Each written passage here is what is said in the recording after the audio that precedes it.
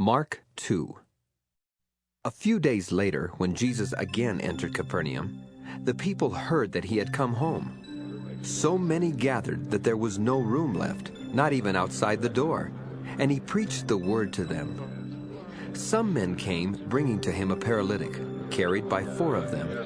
Since they could not get him to Jesus because of the crowd, they made an opening in the roof above Jesus and, after digging through it, lowered the mat the paralyzed man was lying on.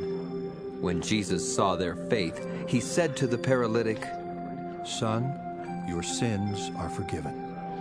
Now some teachers of the law were sitting there, thinking to themselves, "Why does this fellow talk like that? He's blaspheming. Who can forgive sins but God alone?"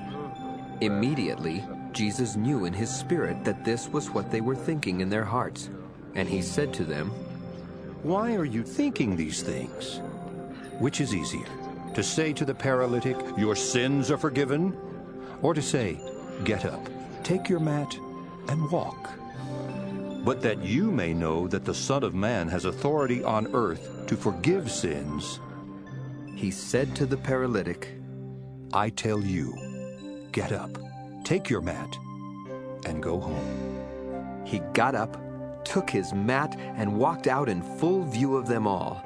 This amazed everyone, and they praised God, saying, "We have never seen anything like this." Once again, Jesus went out beside the lake. A large crowd came to him, and he began to teach them. As he walked along, he saw Levi, son of Alphaeus, sitting at the tax collector's booth. "Follow me," Jesus told him, and Levi got up and followed him. While Jesus was having dinner at Levi's house, many tax collectors and sinners were eating with him and his disciples, for there were many who followed him. When the teachers of the law, who were Pharisees, saw him eating with the sinners and tax collectors, they asked his disciples, "Why does he eat with tax collectors and sinners?" On hearing this, Jesus said to them, "It is not the healthy who need a doctor, but the sick. I have not come to call the righteous, but sinners." Now John's disciples and the Pharisees were fasting. Some people came and asked Jesus, "How is it that John's disciples and the disciples of the Pharisees are fasting, but yours are not?" Jesus answered, "How can the guests of the bridegroom fast while he is with them? They cannot so long as they have him with them. But the time will come when the bridegroom will be taken from them, and on that day they will fast. No one sews a patch of unshrunk cloth on an old garment. If he does, the new piece will pull away from the old, making the tear worse.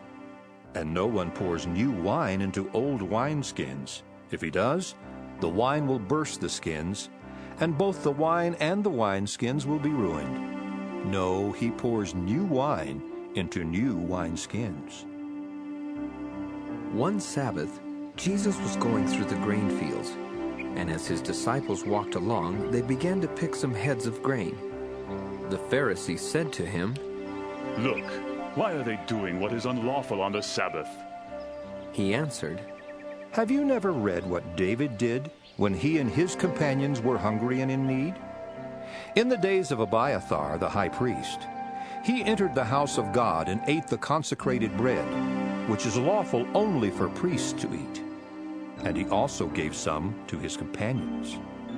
Then he said to them, "The Sabbath was made for man, not man for the Sabbath. So the Son of Man is Lord even of the Sabbath."